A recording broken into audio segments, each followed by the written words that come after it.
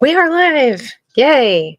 It's still thundering, but oh my goodness. Yeah, the electricity goes off, and I'm like, oh, I hope the electricity doesn't go off while I'm live. And Paul's like, you should probably warn them first.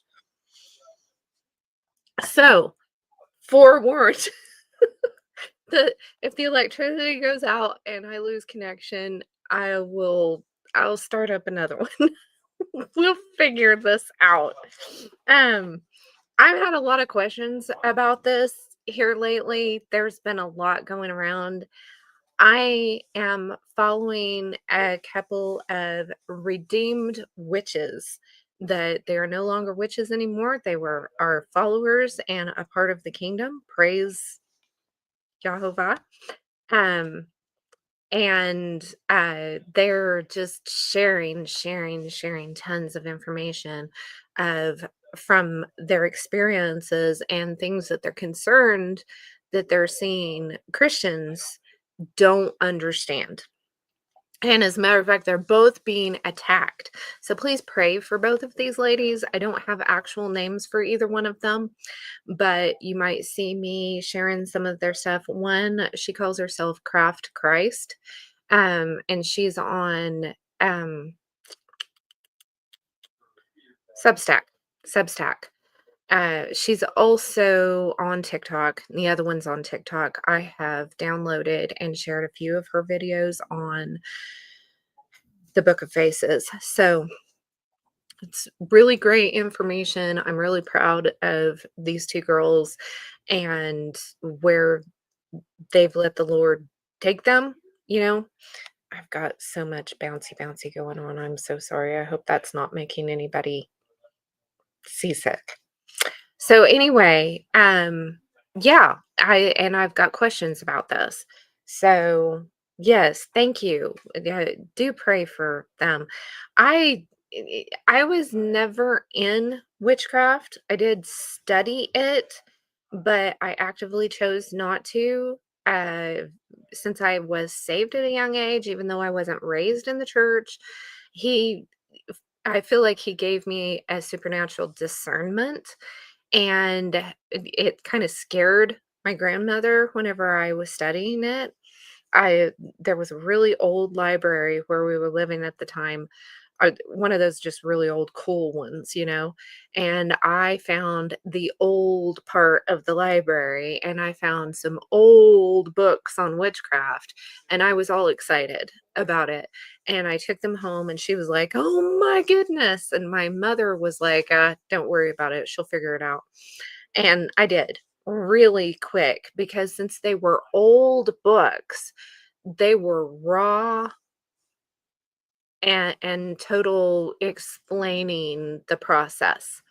And I was wicked out. Just totally could not. I was like, "Oh my goodness, no. No." So, I'm grateful I never got into that. But because I was raised in the new age, which is parallel, I have some insight into those things, and because of the early study that I did, and some of the resources that I had available to me at the time. And being, you know, I did just one of those. I'm trying not to call myself a geek or a nerd anymore because Emmy and I are studying the actual meanings and the etymology behind words. And I'm having a hard time finding replacement words for some things. It's like it doesn't mean what you think it means, and trying to find a replacement has been hard on some things. And yeah, it's just been a lot. Anyway, one of the let's see if I can figure this out. Can you guys see a picture or is it just blank? I don't know. Sometimes I don't know how these it says that it's sharing, but I can't see the image. So can you guys see the image or is it just blank? I think I'm gonna have to. Nope, blank. Okay. Well, let's try this again. Stop that one. Let's try it again. Screen share. It lost the window again. That's what it did. Well, maybe I can go. I don't know if I'm going to be able to go from page to page with this. Hopefully so. I'll just type things into here instead of having a million different um, things up, and maybe that will help. Okay. Add to Sage. You can see it now, right? See it now. No, see it now, don't. Hopefully you can see it now. Anyway, it's just an image right now. This isn't like the big, yes, good, all right. Keep the tech gremlins away, Father. Okay, the first thing we should probably do is pray. Let's see. Check what this is. All right. The first thing that we should do is pray, because this is just one of those that we definitely should be praying. So let's do that. Father in heaven, please present your information to the people watching and who will watch in the future. And, just help us all to dig into this, give us discernment and blessing as we are going through this information. Help each person to get what they need out of it, because only you, Father, know what each one of us needs. And I just pray that you bless each one that is watching, and you know what is going on in their lives. And I just ask you to put your special hand on them and draw them, each one of them, closer to you. In Yeshua's name, amen. Okay. So I have been researching all day. Last week we had company, and there was just a lot going on. There was just a lot, and so I didn't get a video. I mean, it was like Friday came and went last week, and I did not realize that I had not gotten a video done last week. And so this week I have been kind of in and out of trying to figure out, what I'm doing. And I've been getting these questions, and it's like, this is what I need to do the video on. But it's like Friday is here all of the sudden. And it's like, this is what we're doing. This is what we're doing. So I'm like, let's do a live. Let's do a live. We haven't done a live for a while. It's been 2 years, I guess, since I've actually done one on this similar subject, this time of the year thing. And so we'll just dig in and see what we can figure out.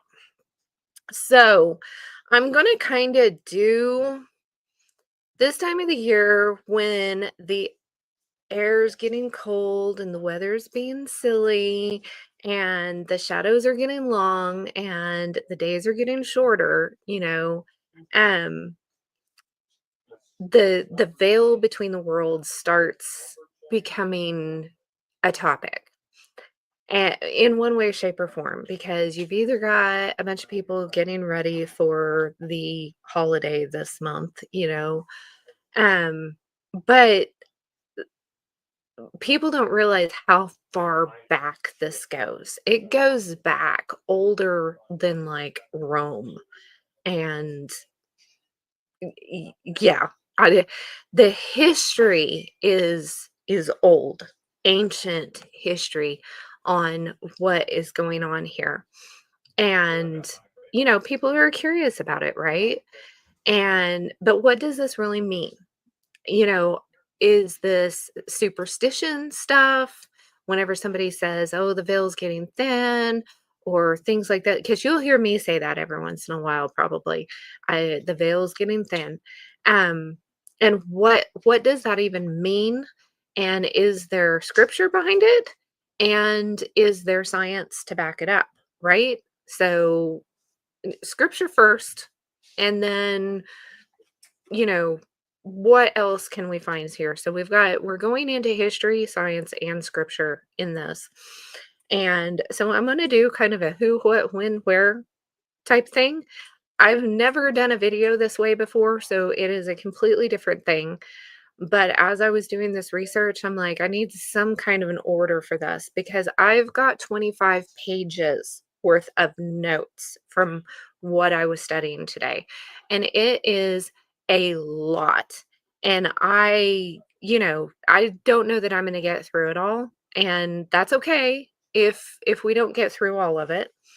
But I really want to give it justice here. So, I want to start with where is this coming from?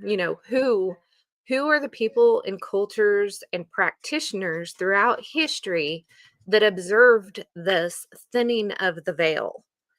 From the Romans to the Celts to the early Christian church with All Saints Day and All Souls Day. This is what we're exploring. So I want to start with the actual biblical um uh empires, okay? Because we have pre-flood, right? We have the antediluvian stuff, and we're not given a whole lot of information about what actually happened with the antediluvian stuff. We just have this what's left over from that in, architecture and archaeology, right? But after the antediluvian time, we have, the Tower of Babel, and then we have the splitting up of the nations. So the first real empire that we have is kind of the ancient Mesopotamian empire, the Sumerian and Akkadian, and then the Egyptian empire. And there's a lot of countries and a lot of things going on, but you can draw stuff all over the world from the Mesopotamian, the Sumerian, and Akkadian empire. And when people start studying that ancient history, that's where they want to go with it. From Zachariah Ascension and his kind of baloney ideas, um, to other things, right? So rituals for the dead suggest a belief in a boundary between realms that could be crossed during specific times. So the first thing that I kind of have here is we're just going to pick on Wikipedia here and pull up the narrative and what's going on, because there's gems of truth in here. Whether they, bring it together with the Bible or not, we know that it does, right? So they had Tartarus, or and this is Greek. So they have a hard time not pulling these things together and mixing up the timelines on stuff.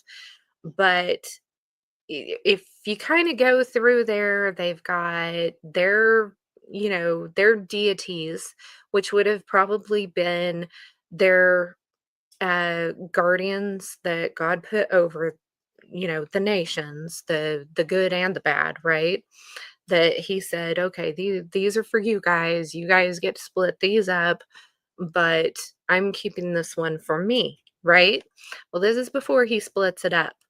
And one of the things that I really thought was interesting with all of this underworld stuff and what they kind of thought about the underworld, um, and they're just kind of looking at the words and what some of these words means we have earth, sand, ground, mountain, desert.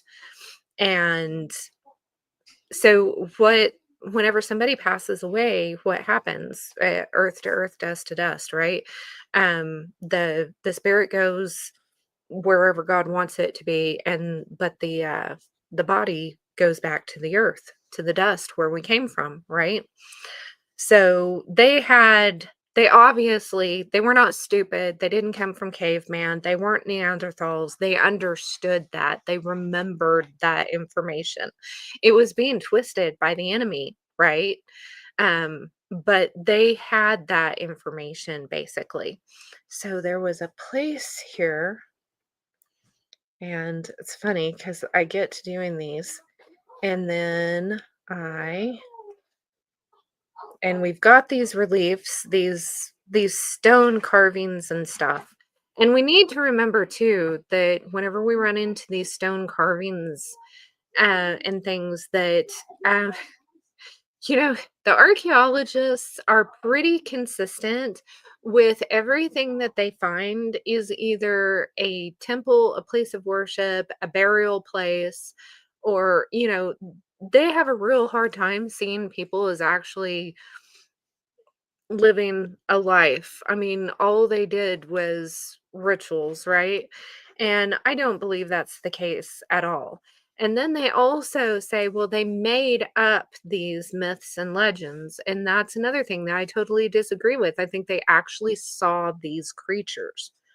All right. There's too many of the creatures that they carved that we still find today in discovering.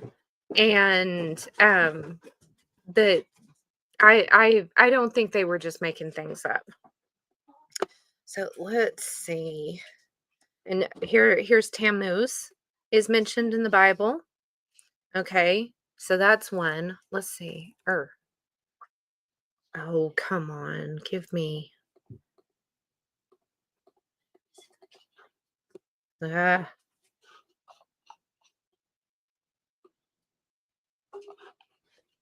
let's see. Where did it go? Where did it go? Where did it go?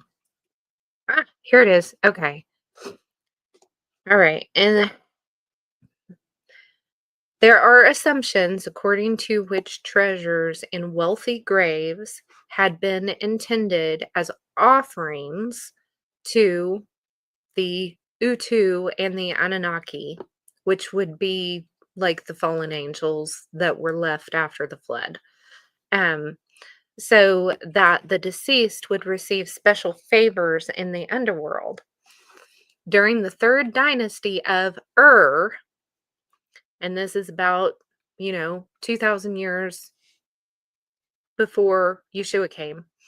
It was believed that a person's treatment in the afterlife depended on how they were buried. And we see that in Egyptian tombs and stuff, right? We even see that over here in the Americas with some of the Mayan and Inca tombs and things in China with different ones that have been mummified all over the world. So, if they were given really snazzy burials, then they were important people. And people who weren't given good burials would fare poorly in the afterlife, right? But this the dynasty of this is we're sitting here talking about it about the time period that Abram's father took his family out of right? So in Genesis 11, Terah took Abram, his son, and Lot, the son of Haran's son's son, and Sarai, his daughter-in-law, and his son's Abram's wife, and they went forth with them from of the Chaldees to go into the land of Canaan, and they came to Haran and dwelt there. So you will find these little ties to the Bible, right? And what's going on. So the Babylonians, they had two festivals. They had a Akitu festival, and I'm probably not saying it right. Hopefully these are changing where you guys can see yeah, it looks like it's doing. It's thing. Yes. All right.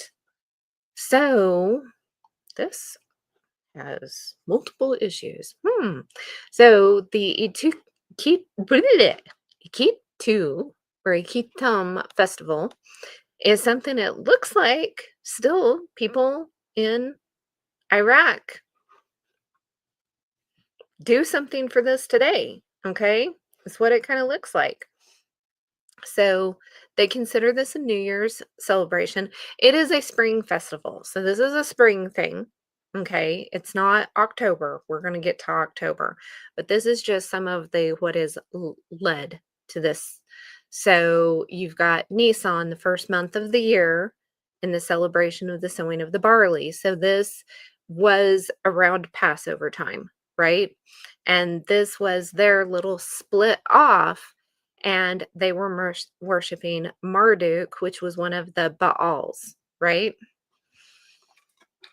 Let's see, and it talks about the Babylonian stuff, and it's like an 11-day, 12-day festival that they have on this. And this is a time that they are doing memorials and they're celebrating the dead, basically. I don't know if it actually says here. So that's one of them. Let's see. It was a time of renewal and it was not specifically uh focused on the dead. So, okay. And then we have this one. And this was an interesting Neptune's dolphins in this website. Babylonian, this is a July and August month of the dead. So, in the Mesopotamian wheel of the year, which reminds me of the Mexican calendar, right? The Mayan calendar. Mid-June to mid-September, so that would be after the days are starting to get shorter again. Um, fires are lit to guide them to their families where the dead stays for a brief time. So this is a ritual for the dead specifically. So this isn't October again, but this was written in one of the stone tablet things that has been found. So I think it's from a poem. Let's see, they've got several different ones that they talk about here. Anyway, this is a very interesting article talking about some of this stuff, and I'll have these things in the membership where you guys can find, so you can either screenshot and look these things up and read through some of this stuff yourself.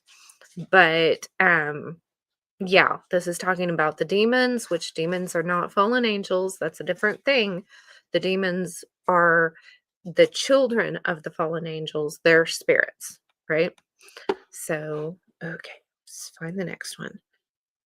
And then we have the Media Persians, the Medes and the Persians, because then I'm going to get into the Nebuchadnezzar's dream that Daniel talked about, right? So we have the underworld and the descent of Anana into the underworld. And this is a quote unquote myth that is written in stone. And this is how we know how these people thought. So they had a queen of the dead, right?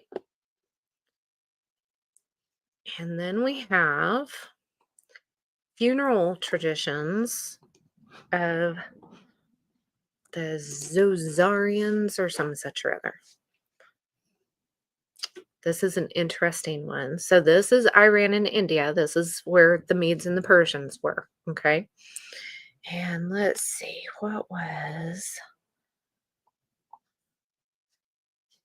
there's a ground plan for the tower. I don't know if they knew which ones were for children, males, females, outer wall. That kind of looks like what the tabernacle kind of would have looked like in pi. If you use pi in the Bible for the tabernacle, it's circular. The math works out better that way. And yeah, let's see. And this would be where like the Hindus get some of their information in the Vedas. this is where a lot of this comes from in the Persian stuff. Da, da, da. Yeah, here we go.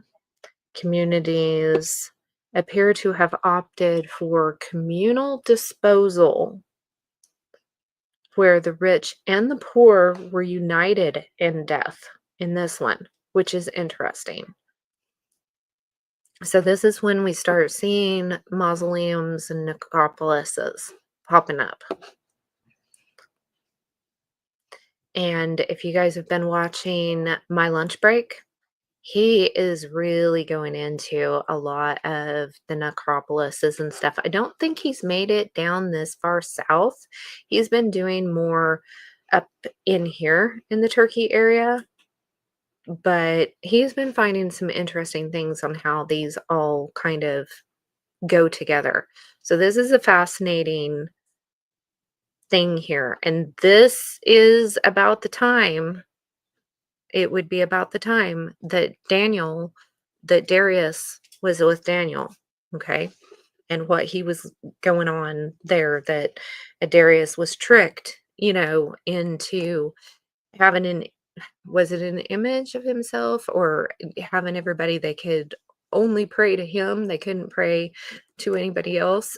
And Daniel opened up his window so that they could see him pray, you know and yeah, that would have been about that time. So they had what they called a tower of silence, and they wanted the bodies to go back into the natural elements. um and then eh, back in that time, like when Abraham buried Sarah and stuff, the way I understand it, and this is what I've heard with the archaeologists that study this stuff, is that they would go and my picture didn't change. I wonder why my picture didn't change. It might have lost. No, it did. It's still there. Okay. Um, they would go and bury the body, and then they would go back later when the body had decomposed, and then they would take all the bones and put all the bones together in like a pot or something. And we can't really imagine that today. It's hard for us to imagine today. But they wanted the body to decompose, and then the bones don't typically decompose as easily. And then they would save the bones. And that's part of the reason, probably, that we have a lot of the necropolises and the under the churches where all those bones are all laid out fancy like, right? Is that type of thing. So, very interesting architecture, a lot going on here. And these would have been, I guess, the storage facilities and stuff for the bones. Isn't that interesting that they would kind of just lay them out? Their loved, can you imagine laying your loved ones out so that they could decompose and then the bones could be dealt with later? I mean, it doesn't make sense, but to me, it's like, oh my goodness, that's hard to imagine. Oh, that's what I did. I put that in the wrong place. Let's see. Here we go. Tower of Silence. If I got on the right thing. There we go. Okay. Tower of Silence. And this is their exposure ritual. The exposure of the dead. And it's got that image there. The same information here. So anyway, very, very, very interesting thought process. And then we have the Div mythology. Yeah, we're getting it. So creepy to me. Yes, exactly. Isn't it?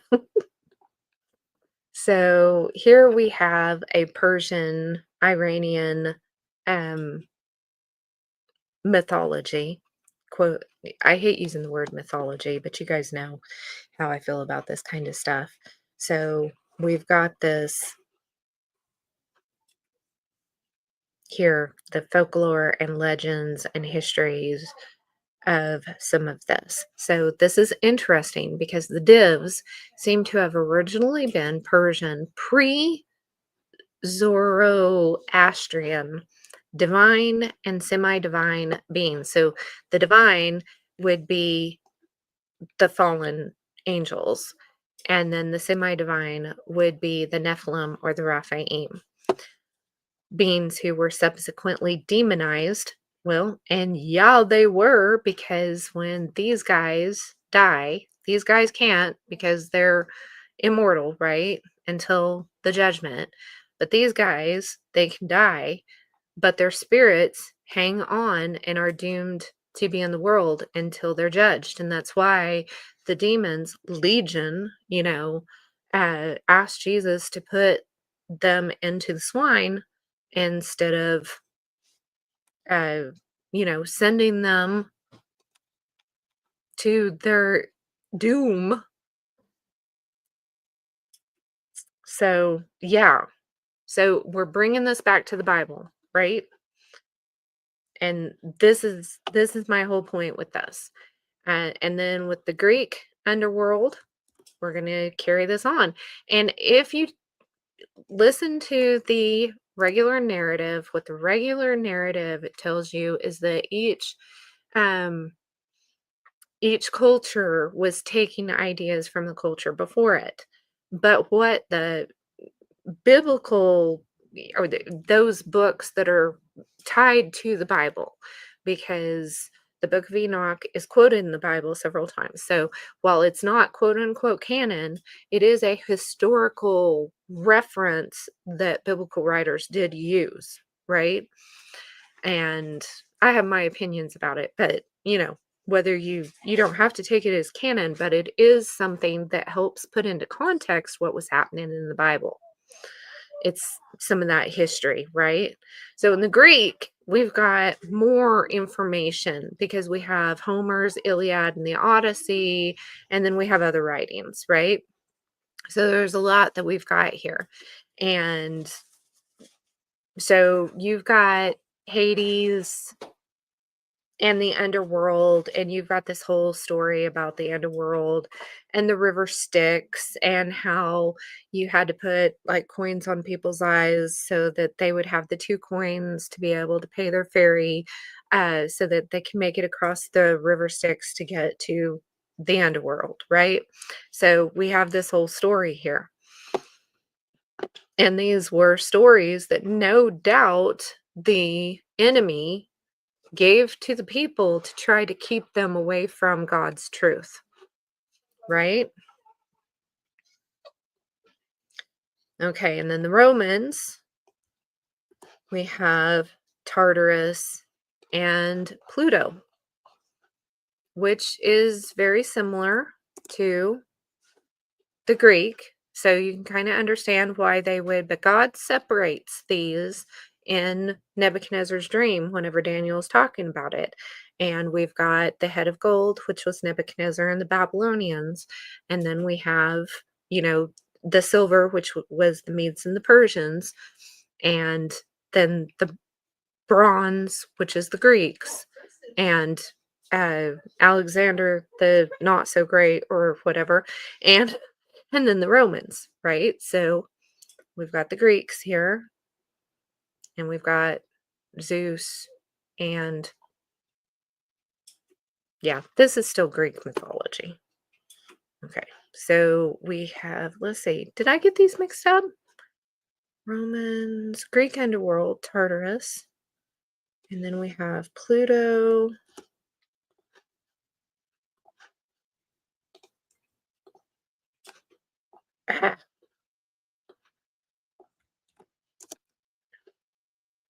Pluto in the Roman mythology.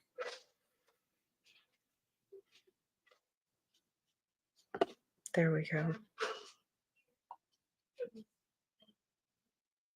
So they all had these ideas about the underworld. And of course, in the Homer's The Iliad and the Odyssey, he's got stories of people going into the underworld to go either get people or to get treasures, and people going basically across the veil, right?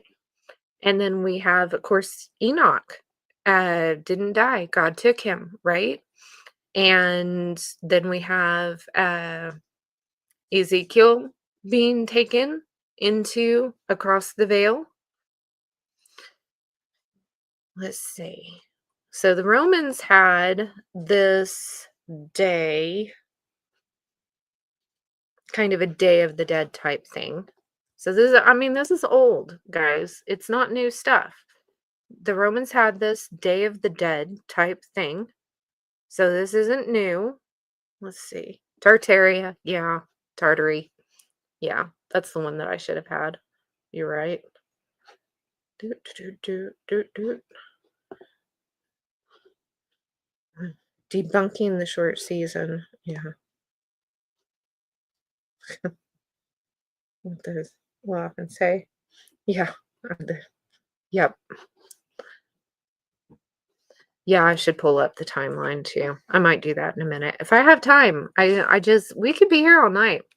Okay, they had this pattern parentalia. Is this where the word parent came from? I don't know because I'm wondering. Anyway, public ceremony, the Feralia was held. I am so not romantic in my language at all, guys. So please forgive me in this. Ich spreche Deutsch and nicht gut. So we will just keep it at that. Um anyway, you offerings and gifts were placed at graves, and the anniversary of a funeral feast was celebrated. Okay? So, pull this one up. Roman religious festival held in honor of the dead. And this was in February. Okay? This one was in February. And then we have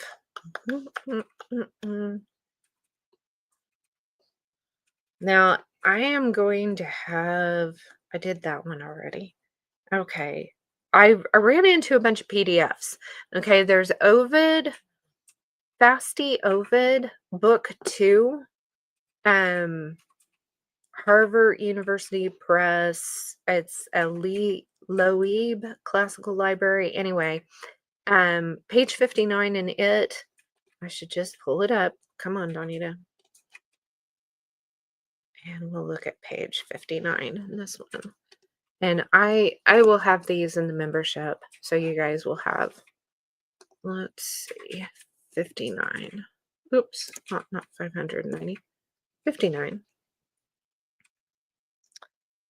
Let's see, where was it?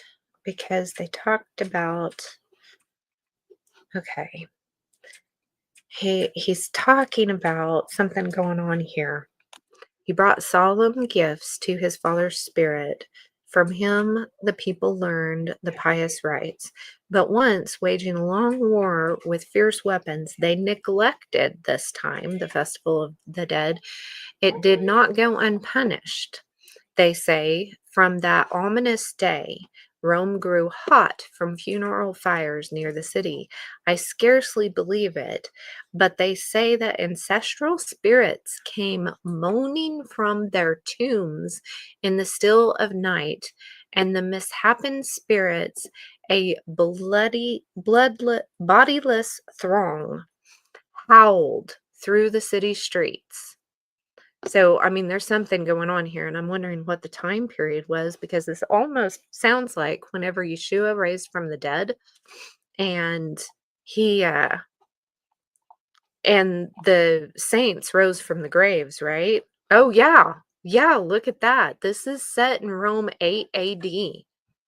He's talking about the time whenever Yeshua, right? He's actually talking about it, guys. There you go. So this happened in Rome as well, not just where Yeshua was crucified and rose from the tomb. The saints rose all over the world. I absolutely believe that. So, isn't that amazing? Isn't that amazing?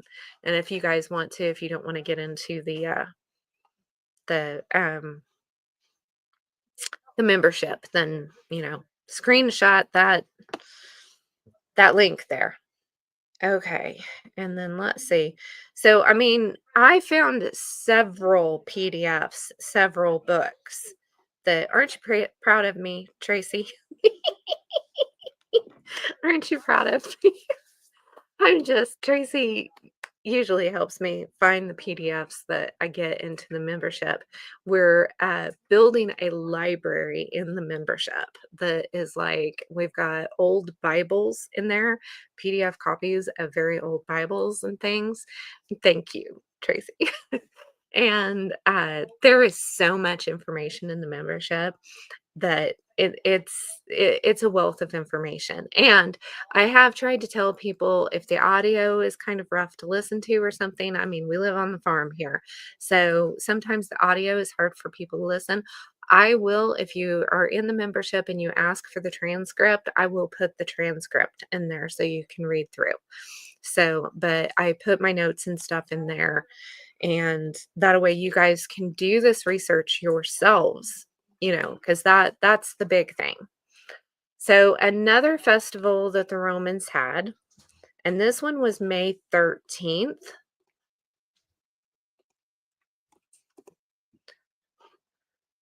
was Lumeria, not to be confused with the island of Lumeria, but Lumeria, a event, and this was from the Julian calendar. So the Julian calendar isn't the same as our Gregorian calendar, right? But it would have been in May-ish, right? And let's see. Instituted by Romulus to appease the angry spirit of his murdered twin, Remus. So it was, we're talking ghosts and stuff. Okay. Let's see. I think I'm done with that one. Okay. Now what? Let's get to, what does the scripture actually tell us about the veil and stuff, right? Well, we have Exodus 26:33, and thou shalt hang up the veil. I should, let's see, I'll stop sharing and I will start sharing this one. Let's see, screen share. These are my notes, so you can kind of see my craziness here. Did we get it up there? And the stage. Oh, I want it here.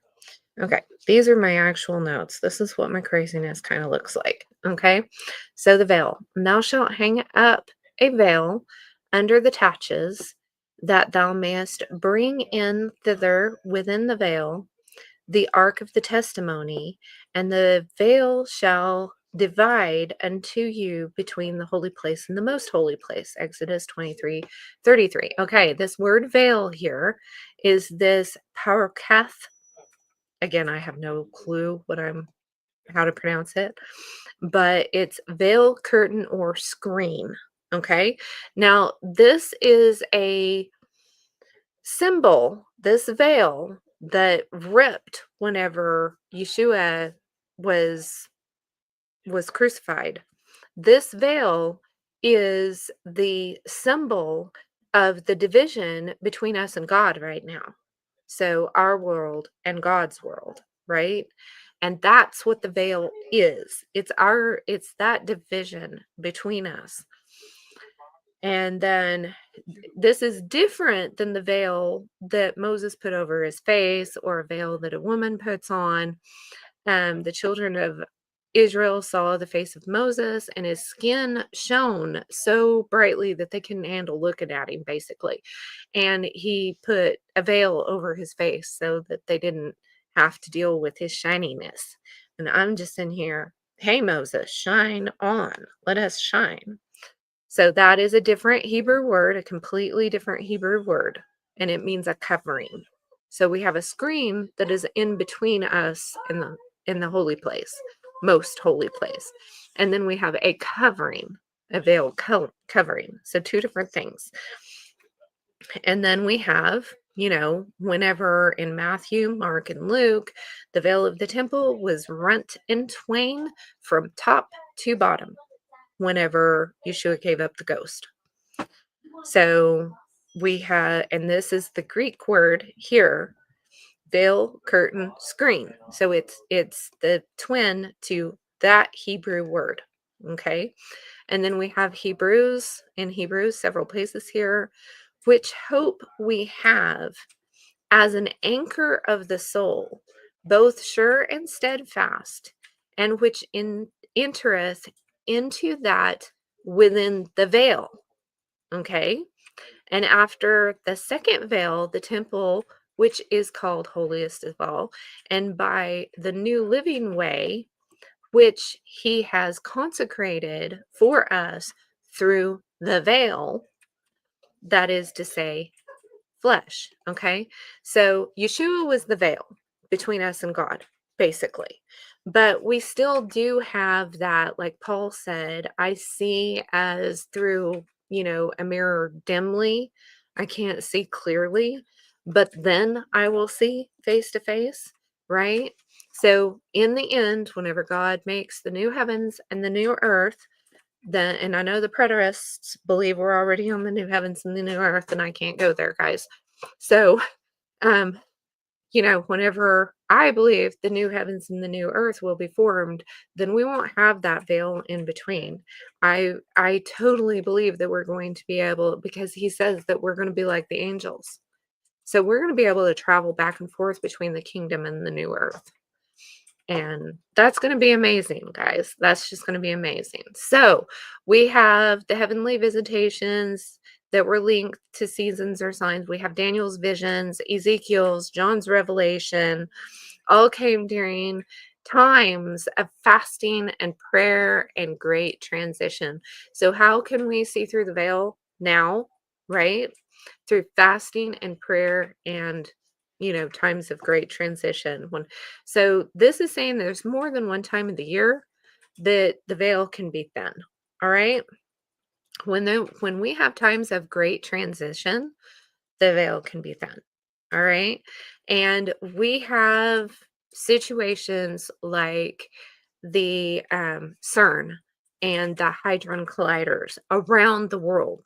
They're all over the world. Okay. We have several in the United States. So it's not just CERN, but when CERN's doing certain experiments and changing its frequencies, and they have said they're trying to find the God particle, and they're trying to bring in entities from other worlds. Okay, they've said that. It's on their website. So they're trying to get through the veil is what they're trying to do. And they will absolutely admit that.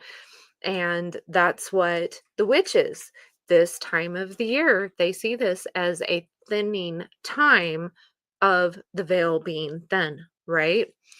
And I'm not going to say that there isn't something to that, because if CERN and these hadron colliders, and I'll get a little bit more into the science in a little bit, but if they can thin the veil enough to bring entities through, they're inviting them, right? And to do some of the things that they're trying to do, and that I think they are succeeding in some aspects. Then if there are a lot of people in the world, or a lot of people in the nation, or a lot of people in your community who are concentrating on occult-ish type stuff all at the same time, do you not think that permission or invitation that all those people are giving at that time, with the different things that they're doing and the different, you know, items that they're putting out and stuff, isn't maybe thinning the veil a little bit? Unfortunately, the veil that they are thinning isn't necessarily the one between us and God, the one that we want to have connection with. It's the other side of things. Okay? So, I hope that does that make sense? Do I sound like I am babbling?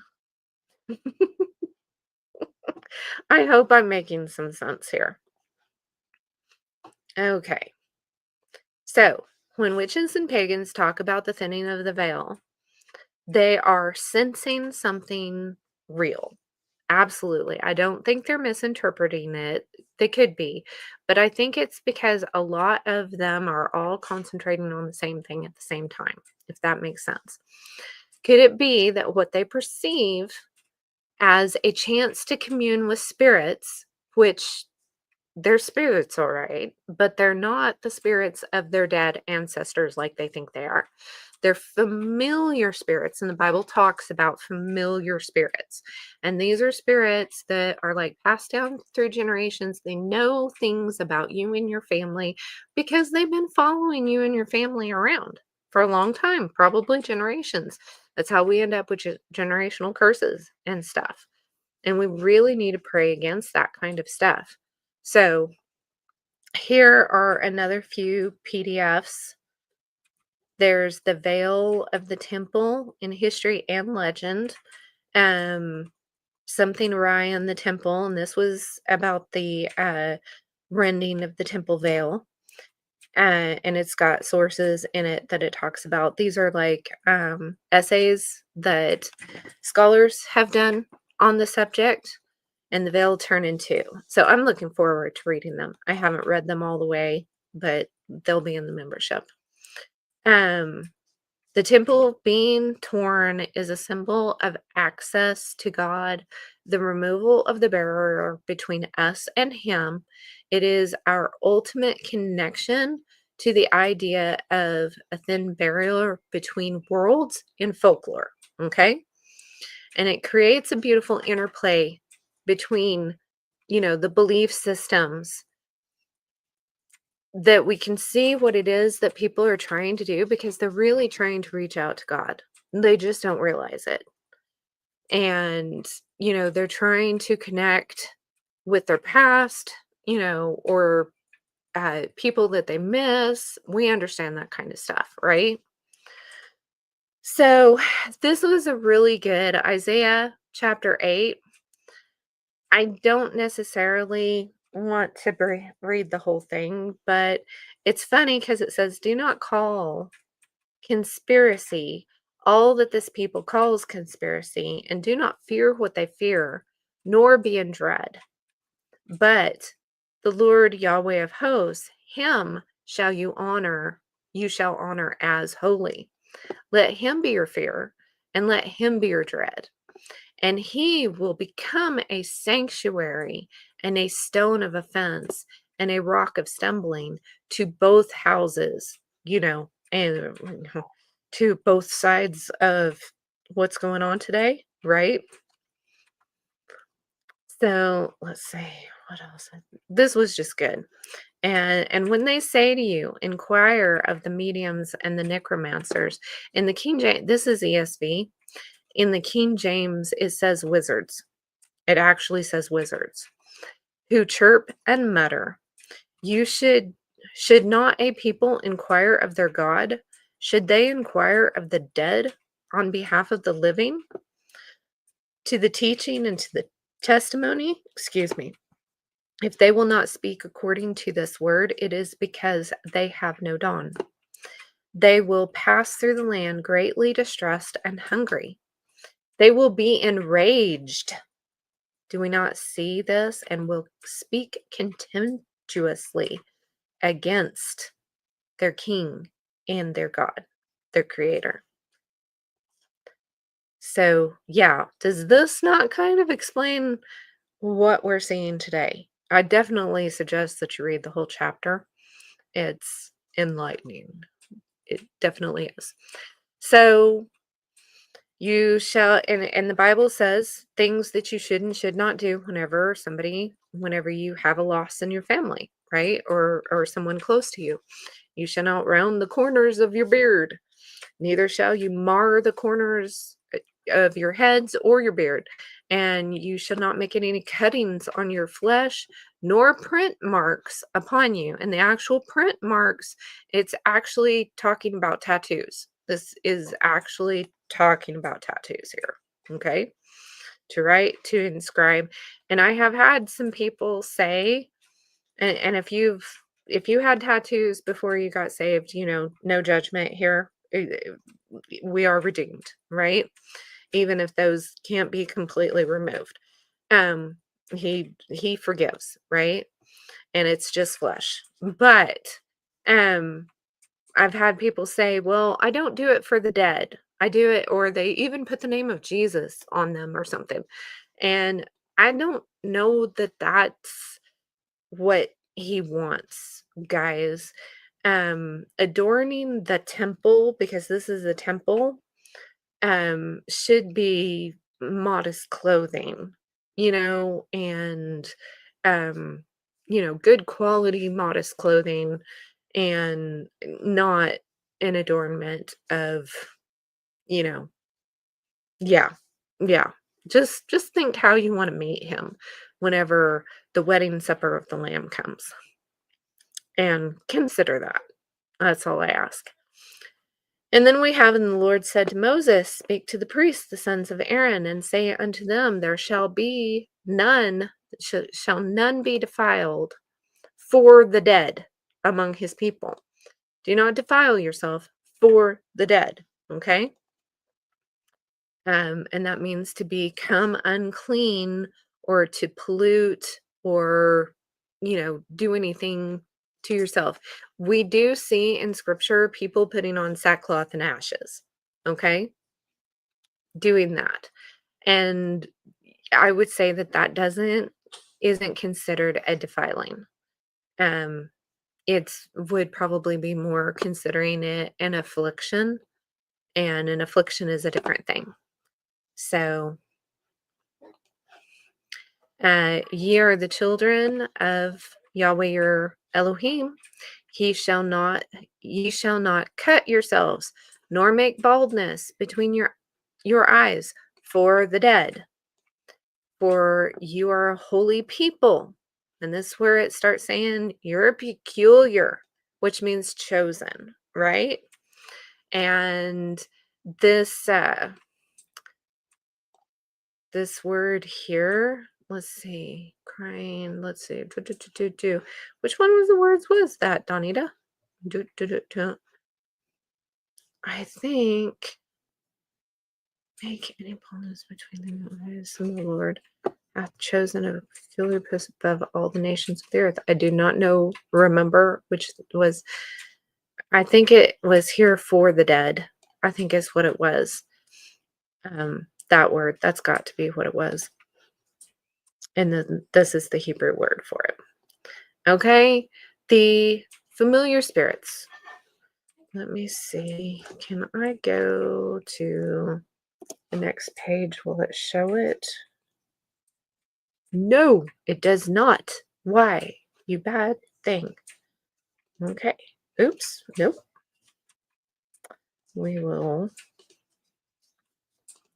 try again. All right. Keyword search. Share. Okay. Hopefully you guys can see that. Nope, not yet. I guess I got to get it up there, don't I? Okay. Familiar spirits. I've been looking up Bible Gateway on DuckDuckGo because the ads don't pop up as bad. The ads have been terrible on Bible Gateway lately. Anyway, there are, let's see, 15 Bible results for familiar spirits. We have, regard not them that have familiar spirits, neither seek after wizards to be defiled by them. I am Yahweh your Elohim. So we have all of these. A woman who has a familiar spirit, or a wizard. And what should happen here? And And it's funny in the King James where it puts wizards in with us. And then we have tried really hard to make wizards look good in some popular media, right? And the word for wizard, I'll look that up here in a second. So we're talking familiar spirits, familiar spirits, familiar spirits. You are not ever talking to your dearly departed loved ones. If it sounds like that, I mean, we've got one instance of the Bible where somebody brought up Samuel, and she was scared to death when she did that because she was used to her familiar spirit, not used to actually bringing up, much less a prophet of the holy creator, right? It wigged her out. So, yeah, we need to be so careful of that kind of stuff. Um, Now there are times that we have like a shadow left or a memory that the atmosphere around us or just our home and just ourselves, our own spirit, that we were so close to somebody who passed away. um I can't type and talk at the same time. Isn't this great? That there might be, you might hear that person's voice. You might hear their footsteps. You might feel like you feel their presence. It's not them. And that doesn't mean that it's a familiar spirit necessarily in that instance. It may just be that memory of that energy that's still kind of around. I hope that makes sense. It's not necessarily a hooky thing. Everybody has frequency. Everybody has electricity in them. We have a whole circulatory system of electricity. We all have frequency and stuff. And we leave an impression on the world behind, around us. So it makes sense there would be some of those impressions left, like a shadow being left. So, and as time passes, less that happens less and less after somebody has passed. So, I hope that makes does that make any sense, guys? Yeah, I like Bubble Hub too to an extent, but I don't know. Whenever I do a word search on Bible Hub, I don't feel like it works quite as well. It's not as easy to navigate. I like it for the lexicon, definitely. Let's see. Can you guys see this? Yes. Okay. Um. All right. So one who casts, and let's see, the medium, the spirit, one who calls upon the dead. Where was I? Casts a spell. Not familiar spirit. I'm sorry. Let's go to the one for. Hello. Now it froze up on me. Let's try this again. Okay, 10. No, that's. Here's a sorcerer. But that's not what I'm looking at. I was looking for. Nope. So the word that is actually the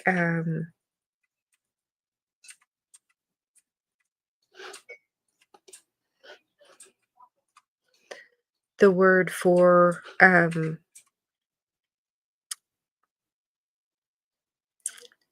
oh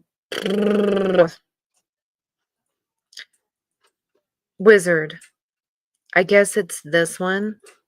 I don't know. I don't know why King James did it that way.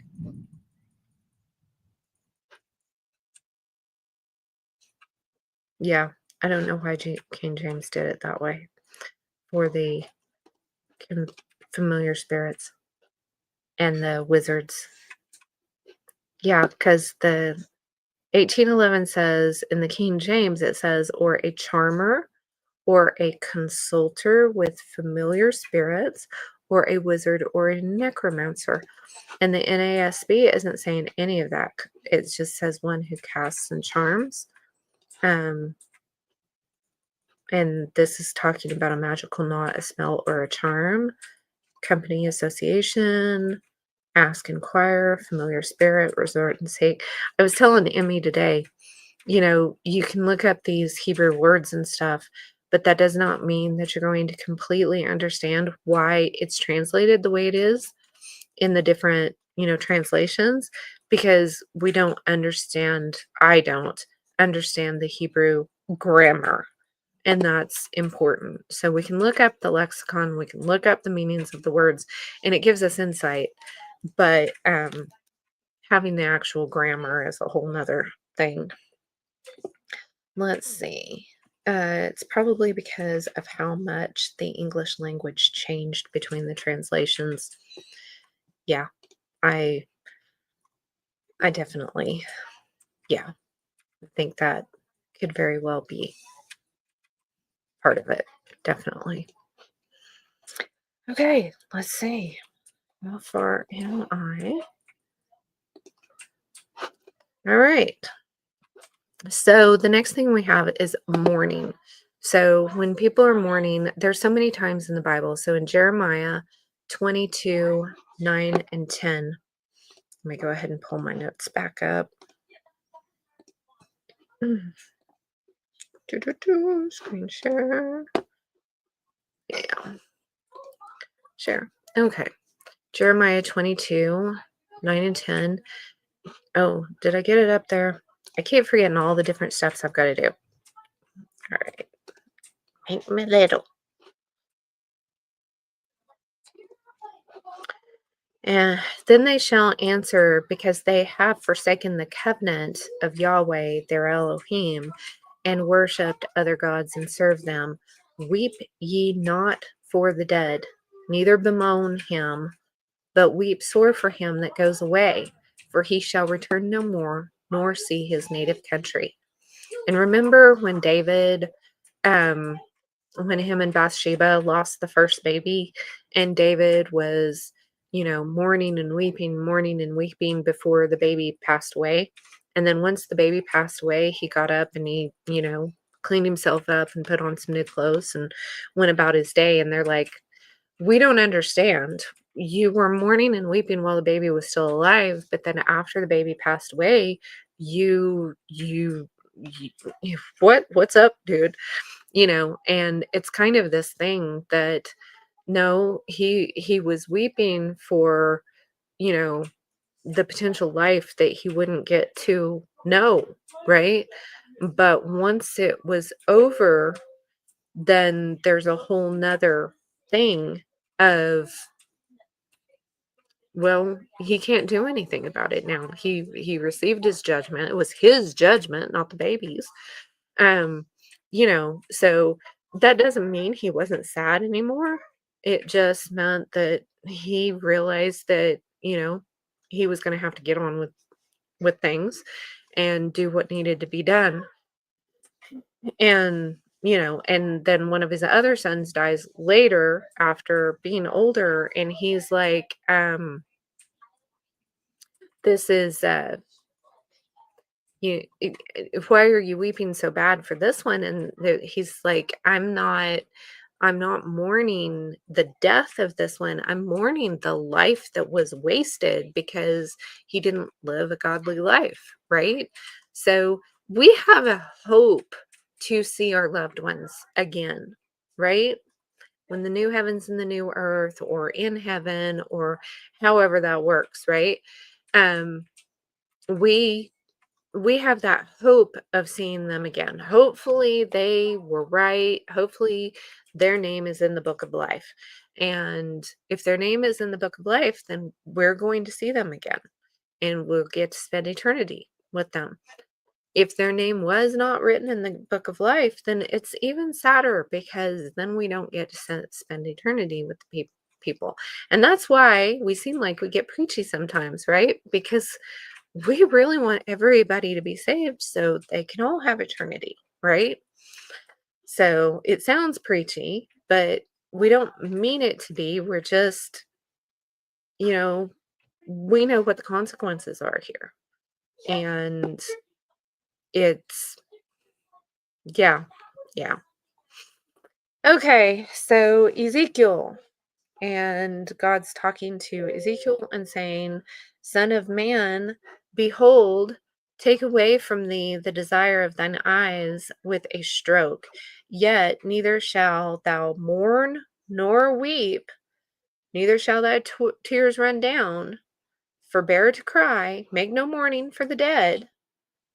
Okay, so he's often saying this type of thing. At the same time, there's a verse in the Old Testament that says that he keeps our tears in a bottle.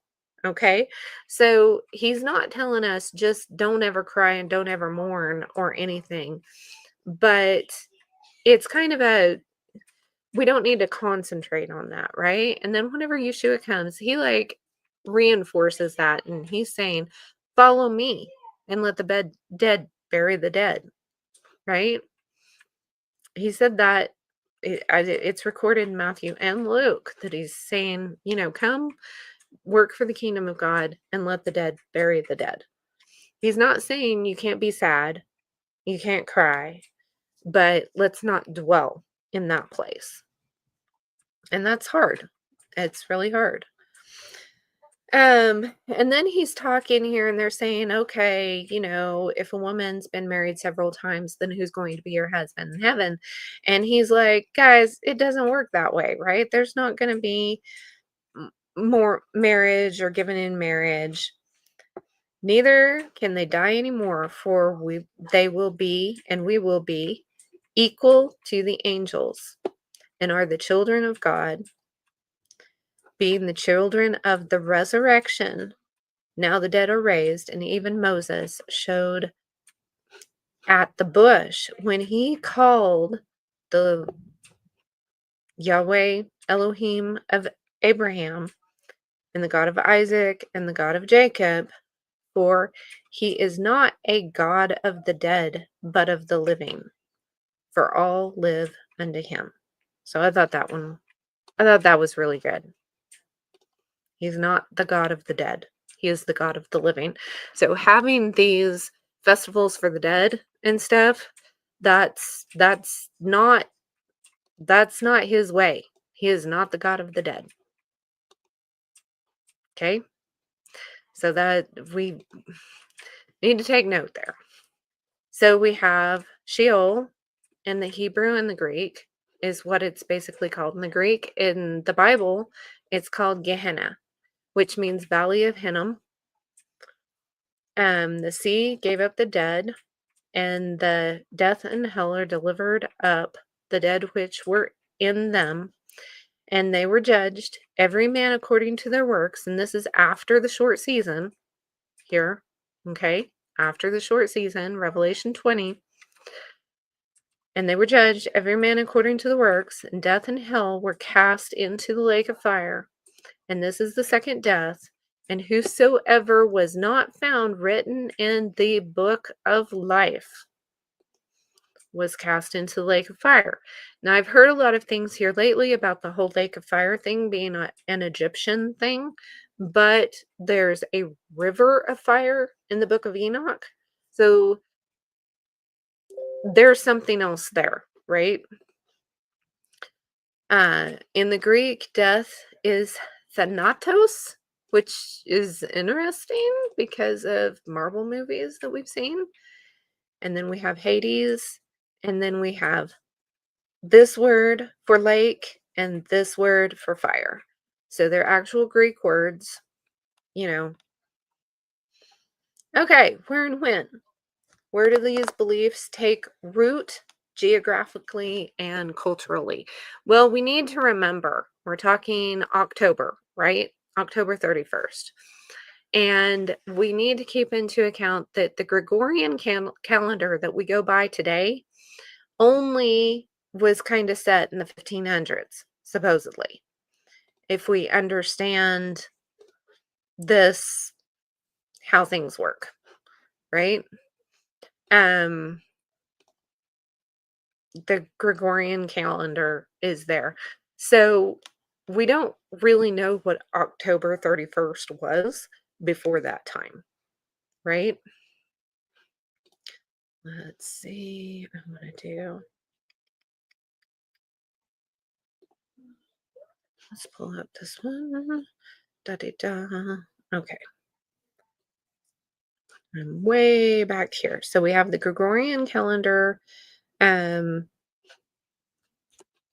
in 1582. And then let's see what it says about October 31st on Wikipedia. Okay, so we don't go before that 1500s time period too terribly much, right? We've got some of this that is going to be sketchy on whether or not this is actually this date because it's pre that time. But supposedly Romulus Octugus, what's his name, was proclaimed the Western Roman Emperor. And this would have been right around the time of the Maccabees, because the Maccabees situation happened at like the end of the Greek Empire. That was like the Greek Empire was dying at that point. So this would have been around the time of the Maccabees. And then we've got the siege of Mecca, which is interesting. Um,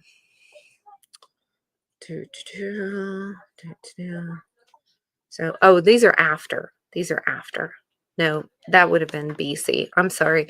The Maccabees was BC. This is talking AD. So this is after the Roman Catholic Church was started. Okay. The 300, whatever it was, whenever they changed Sabbath to Sunday and all of that kind of stuff. The Council of Nicaea thing. Sorry. I'm confused. I'm getting sleepy. So we have this going on, the Protestant Reformation. Martin Luther posed his 95 thesis on the Castle Church in Wittenberg on October 31st. Did you know that? I mean, that's not when we actually celebrate him doing it, is it? Trying to remember. Certain university opens. Now, some of these things I do not think are, this would have been about the right time here. Some of these things being on this day, I don't think are accidents or, you know, uh, coincidences, right? Nevada was admitted as the 36th state of the US on October 31st. New Zealand wars, strikes in Missouri. Several interesting things here that happened on this day. Mount Rushmore was completed on October 31st. Anyway, guys,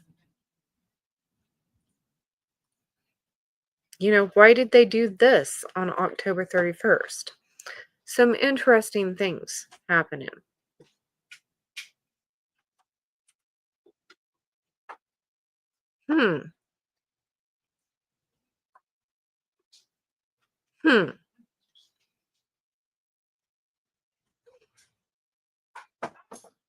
People being born on that day. Of course, I don't know that people can necessarily, plan being born, but I know sometimes, well, there's issues. Sometimes there are rituals that will encourage things to happen at certain times.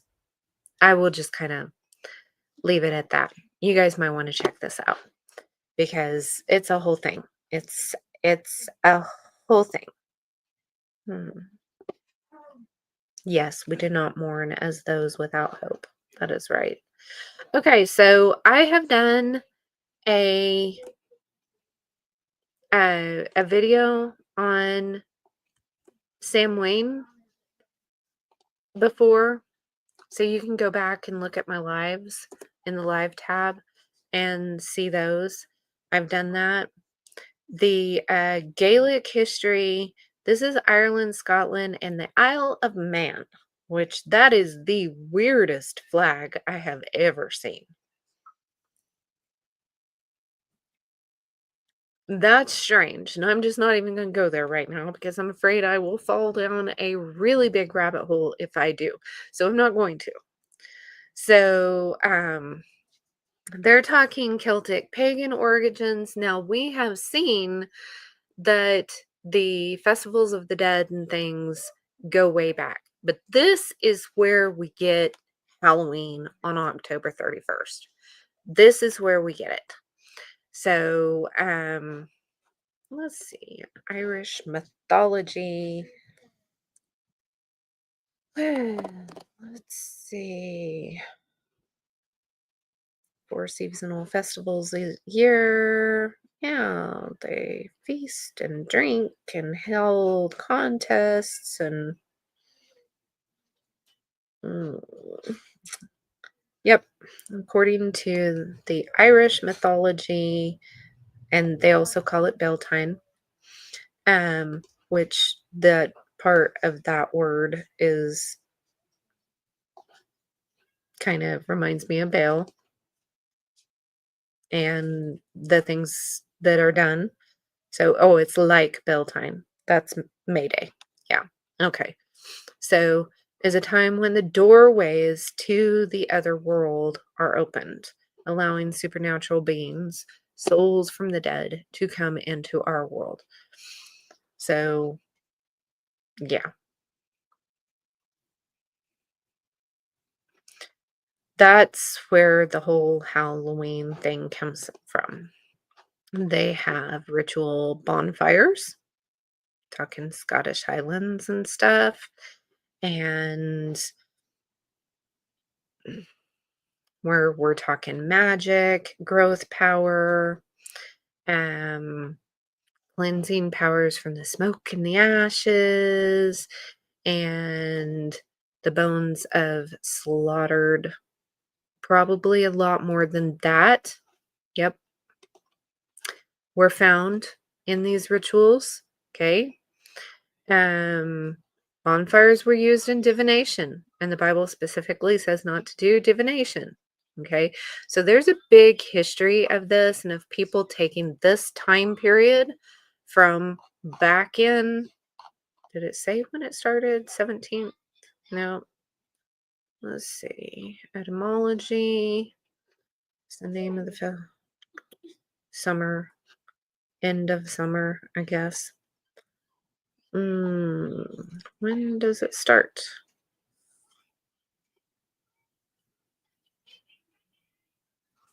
I don't see a date. Do you? Of folklorist captain until then. Oh, 9th century. The Western Church endorsed this is All Saints' Day, probably due to the influence of Irish missionaries. This is the way the Catholic Church has done things. They've taken other festivals and stuff and like assimilated them into what they're doing. So, you know, there's that. American traditions were, the Scotch Irish that came over here brought it with them, right? And yeah. So, like I said, the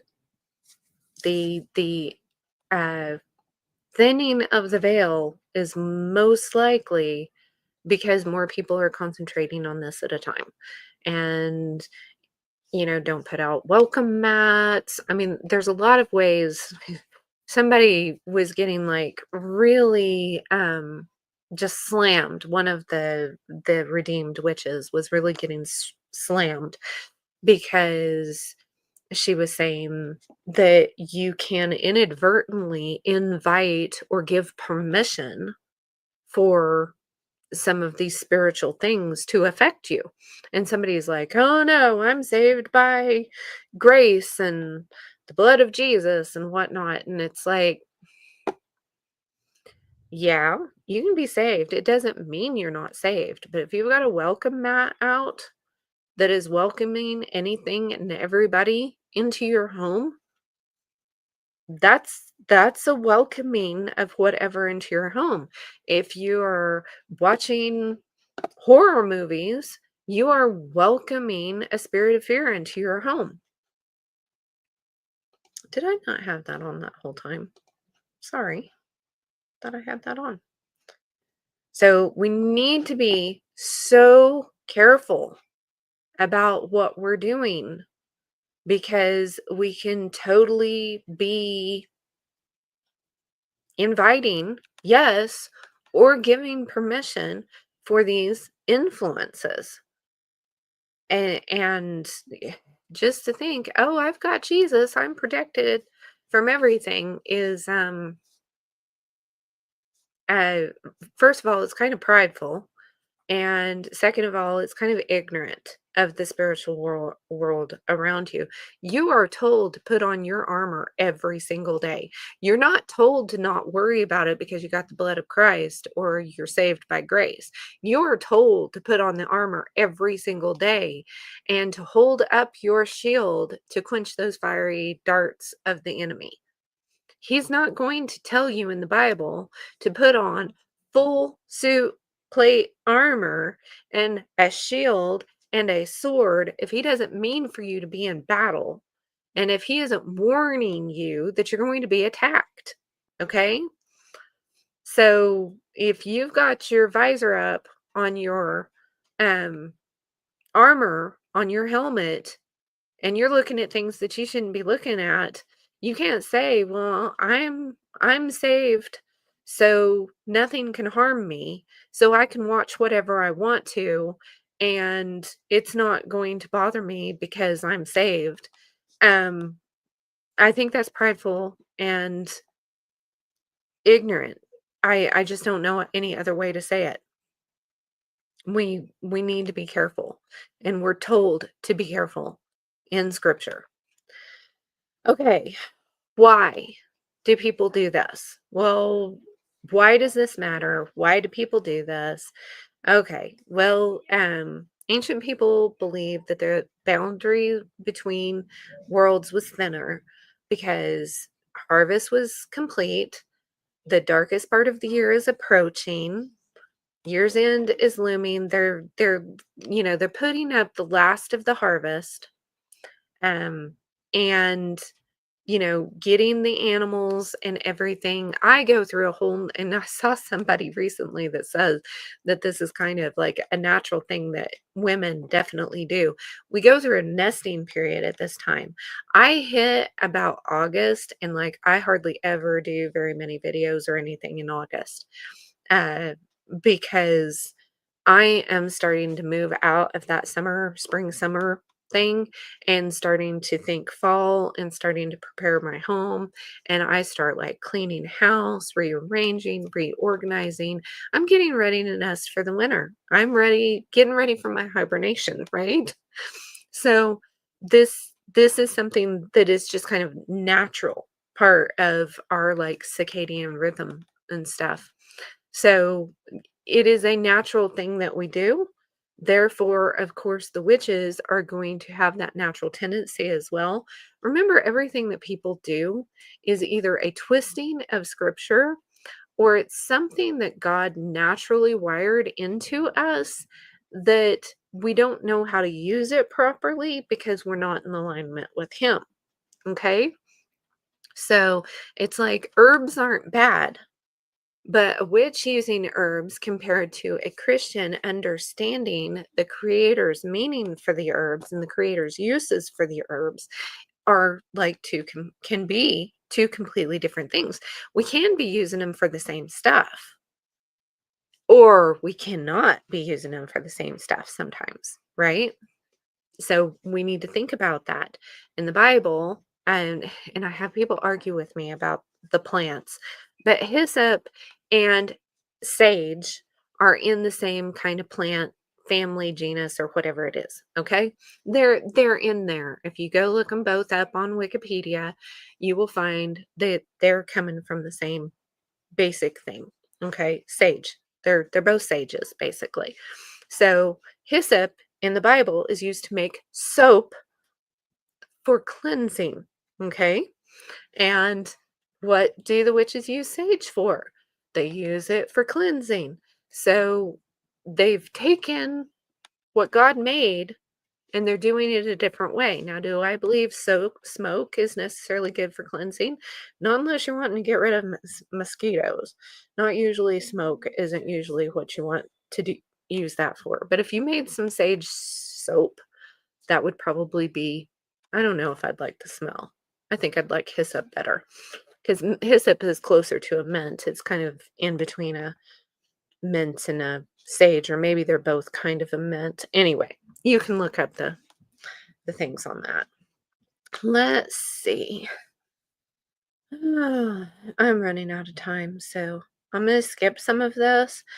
I've got a ton of information here from the Wiccan stuff and how the witches kind of look about the veil being thin and stuff. And I will have this extra information about the thinning of the veil and stuff. There's PDFs and stuff. I'll have them in the membership with the notes. Let's see. I want to get to some of the scientific stuff. How we have a few natural phenomenons going on here that can help our understanding of the thinning of the veil. We have circadian rhythm or circadian rhythm, which is a biological day-night thing. Okay. And most people do better if they go to bed here in a little bit for me. And, you go to bed whenever it's getting dark and you get up whenever it's getting light, basically. And if you've got a lot of lights in your room at night and you're not getting, especially for women, I think, in the way the moon, the moon's really dark. So during the new moon. So during the new moon, our room should be dark that we are sleeping in. But during the full moon, there's going to be that natural glow from the moon if we've got windows in there, right? So there's this rhythm that goes through, and there is scientific data to, that people who will pay attention to that rhythm will get their sleep will be better. They will have better quality of sleep. They won't have a tendency to have trouble sleeping and things like this. So there's a whole thing on this and how this works with the animals and the people and everything.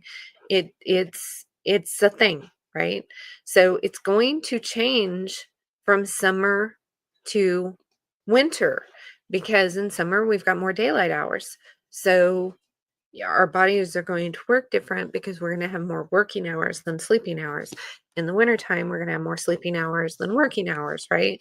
So that rhythm, we need to pay attention to that. So again, the nesting for more sleeping hours makes sense, right? Okay, and then we have the seasonal affect disorder thing where people get loss of mood and perception this time of year. And that is a thing. We don't get as much vitamin D during this time of the year, so you need kind of different kinds of foods, right? Soup makes a lot more sense this time of year. And things like that. So there's a whole thing on, wow. They throw a lot of stuff in there on that one, don't they?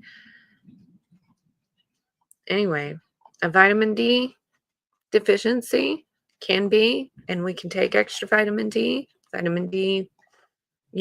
rich diet, and getting as much sun as you can during this time period. And then we have astronomical things that are happening at this time as well. you have between the equinoxes and stuff like that. So there's actual things going on with the sun, the moon, and the stars at this time of the year and what's happening. So end of September, we have this change in seasons.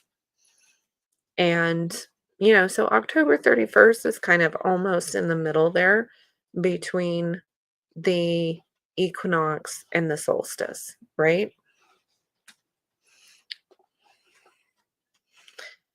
And let's see, we've got, I'll just pull up some of these things so you can see some of this. Here's a study on National Library of Medicine. Um,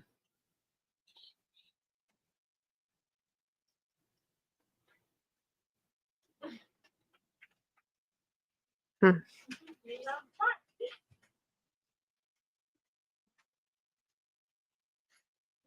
Yeah, I don't think this was what I was looking for, but that is interesting. Okay. Let's see. Sleep and seasonal changes. We'll see what that one has.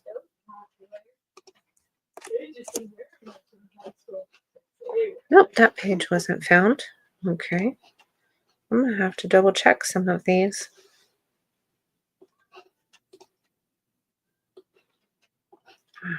Let's do that.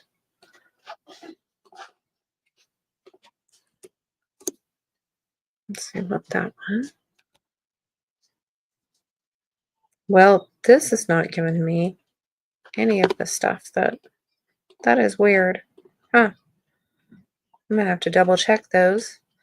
Okay, electromagnetic fields, which we're kind of having right now. If you can hear the thunder going on. If the electricity goes off, oops, that's a downloading thing. Never mind. That's a PDF. Let's see. Let's actually see if I can do a search on this one.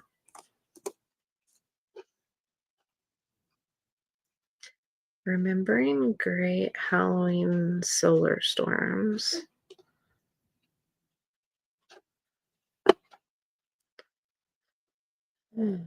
So this is kind of an interesting thing. Again, is it a coincidence or because people have been seeing a lot of northern lights here lately. Is that significant or not? Maybe not. Maybe not. But this could be could be some interesting stuff to check out here.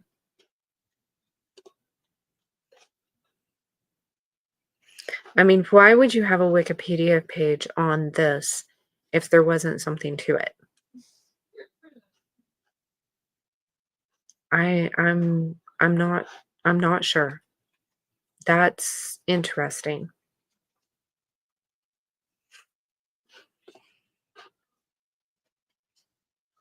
Interesting. And if you guys have been watching any of the Schumann resonance stuff here lately, there's been quite a bit. So anyway,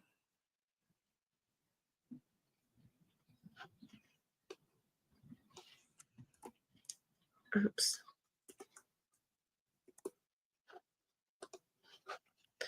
Hopefully this has kind of answered a few questions, and it doesn't seem like I've just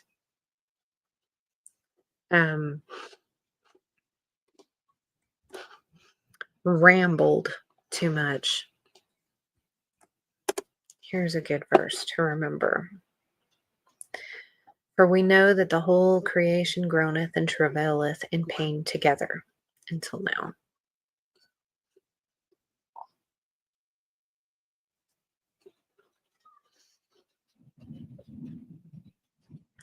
Yep. For we are saved by hope. But hope that is seen is not hope. For what man sees, why does he yet hope for? So anyway, let's see. Stop sharing. See if I can find myself. Hopefully, this has helped answer a few questions and hasn't been too terribly rambly.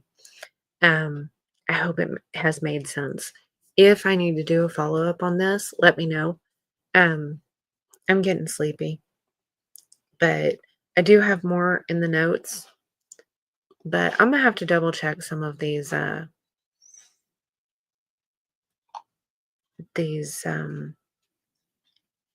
links that I've got on this.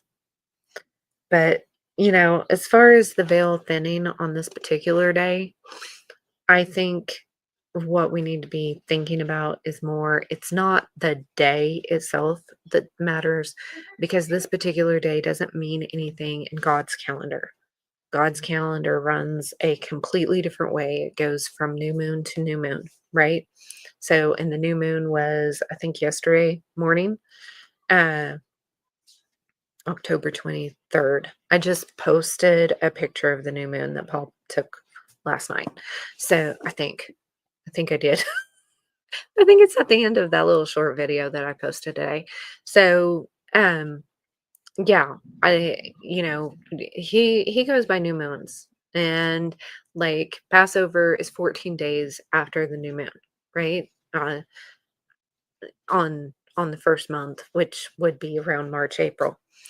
And October means 8. It's the 8th month. I think I started with 10th month, didn't I? I absolutely did. I started with 10th month. I'm doing great. So, yeah, that was good. I don't think anybody's made it this late. Rabbit trails. The yes, so many rabbit trails to follow. Yeah. October means 8. It's the 8th month, not the 10th month. So, you know, what's going on in the 8th month in the Bible? Um, is there anything particular? And there's really not. Uh They usually all the fall feasts are over, the Feast of Trumpets, the Feast of, um not feast, but the Day of Atonement, and the Feast of Booths or Feast of Tabernacles is all before this. They're all over by this time. So, biblically speaking, this isn't a special time, and there's no time in here that God says this is when the veil is thin every year. So the only good reason for the veil to be thin at this time of the year is because there's a lot of people concentrating on trying to get through the veil and trying to communicate and things like that. So if you've got a lot of people, um, you know, trying to concentrate on, either doing seances, playing with tarot cards or crystal balls or Ouija boards and things like that. And then you have all of these. He made up a feast with two calves, and it was a sin to the people. That's interesting. Okay. Yeah, that's interesting. Um, so yeah, there you go. Uh Yeah. When people are concentrating on that kind of stuff, then, that's going to encourage the enemy. He's going to want to encourage that kind of stuff. The kingdom of the enemy is going to want to encourage that kind of stuff. So they're going to try to make that a time where they're going to give the witches, more power, help them feel more powerful, more successful during this time and type of thing, so that they can encourage them to do more, right? And so we want, thank you, Emmy. So we want to, what do we want to do? How do we combat that? Well, we put on our armor, like I said before, and then we need to do a lot of praying. If you live in town, and this was another question that I had, and I'm sorry it's at the end of the video. What do you do, Donita? What do you do during this time? And I live out in the country, so I don't have to worry about trick-or-treaters coming. So that's not an issue that I have to worry about. But we, first of all, we don't do the same thing every year, okay? Um, because then that would be a ritual of itself, wouldn't it? So I don't want to do a ritual. I don't want to make a ritual that we're going to do every year. So what do we do every year? Well, first of all, we pray about what we're going to do, right? Or not do, right? Um, if you live in town, I would suggest looking up chick tracks. And let me see if I can, I'll show you there. Mhm.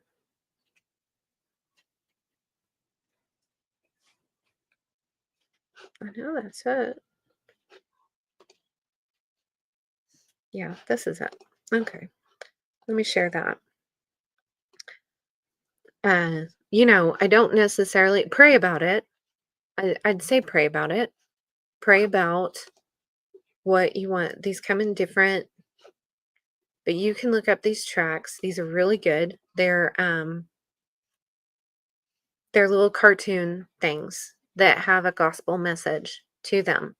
And there's a whole group of for this type of year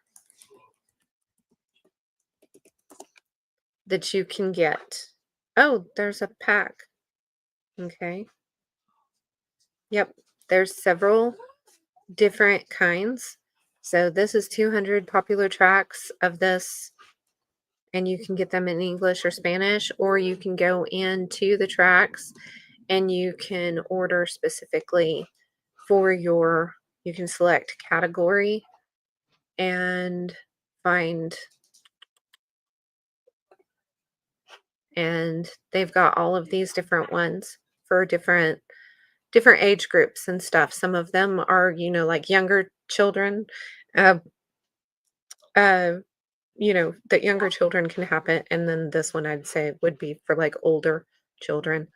So, um, you can go ahead and open your door. You don't have to dress up. Oops, I'm not showing it. There we go. You live in town, but no porch lights on, so no one comes knocking.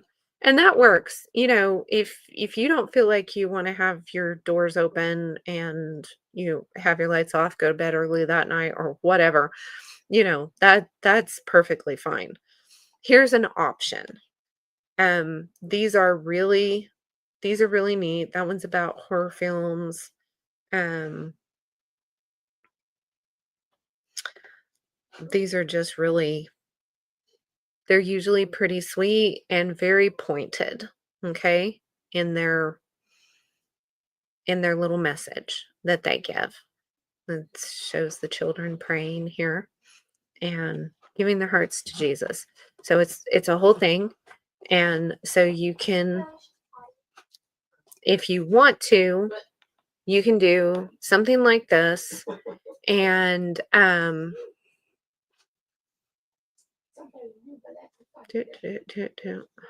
lost where I'm at.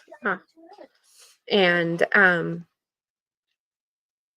this is a good idea. So you can give a little, I would suggest like a homemade if if your community will allow, like, popcorn balls or a cane sugar, no dyes candy, something that's not going to poison the children with the nastiness that is in junk today.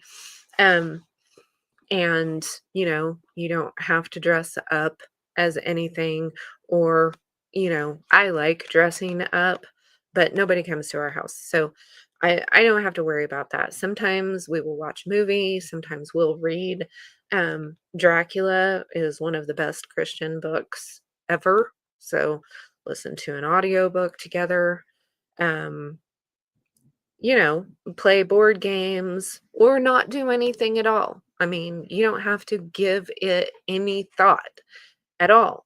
Or you can spend the evening in prayer for what is going on in your neighborhood or in your community. So, pray about that. That is the first thing that I do is pray about it. And then we've done different things at different times. So, all of our children are adults now. So, eh, like I said, it would be a ritual if I made up something that we were going to do every year as a ritual. I don't want to do that. So, you know, I it's a I'm not suggesting that you do anything particular other than make sure you have on your armor and, pray for your community. We've got a lot to pray for right now. So, honestly, you could spend the whole evening of October 31st praying, and I don't think that would hurt anything at all. And but, if you've got a family and whatnot, then, maybe try to do something educational. Maybe watch a documentary. There's nothing with those. Sometimes we would do that. We would watch a documentary about the witch trials, or we would, uh, we've got, let's see, I like the Jeremiah films uh, videos on the holidays. Sometimes we would watch one of those. There's all kinds of things that you can do during this time other than participate or give more energy to a day that doesn't need negative energy. Work on being positive and thankful and blessing others during this time. And that's what I would suggest. So anyway, yeah, I think I'll wrap it up now. If you're not a member of the group and you've made it this far, thank you for showing up. Thank you for coming. And thank you for being in the comments. And I've enjoyed seeing you guys leaving things, and I'm glad this was helpful, Jill. Um, and if you have any comments, questions or further things that, this kind of a study will spur you in other directions and you'll end up going down other rabbit holes. So if there's another rabbit hole that this kind of you start tumbling down, join the community and, visit prairiedusttrail.com, and it says group there up at the top, and it's a free group. Join and let us fall down the hole with you. And let us work in it together. And it's the nicest, most loving group of women. uh, Whenever you start stepping out of the matrix and questioning things like this, you start feeling isolated because not everybody wants to talk about it, even in church, right? Unfortunately. And as a matter of fact, Sunday, we're going to be having our end of the month meeting where we'll all get on a Zoom call together and we will talk about whatever is going on that everybody's concerned about, or if it's current events or things that we're studying or homeschool ideas or whatever it is, we'll be talking together about those things. And so join the group.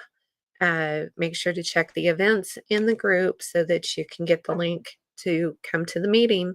And yeah, and let's have some fellowship. Let's bounce these ideas off of each other and enjoy one another's company while we're waiting for the short season to be over.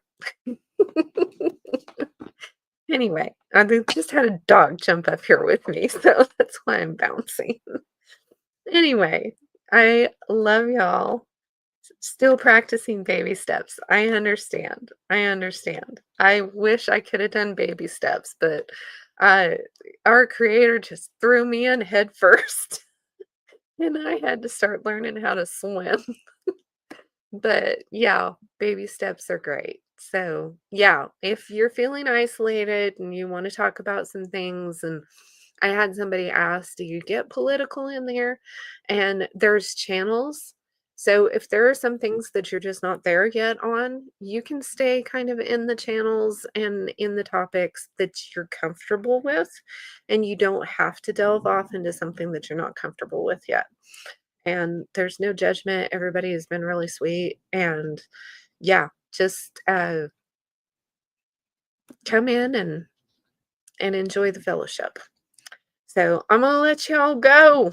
Thank you so much for showing up, and I will try to put the links to the two redeemed witches that I'm following in the pinned comment later, and so that you guys will know who to be praying for. I don't know if they give their actual names and what they're doing, but we need to be praying for them.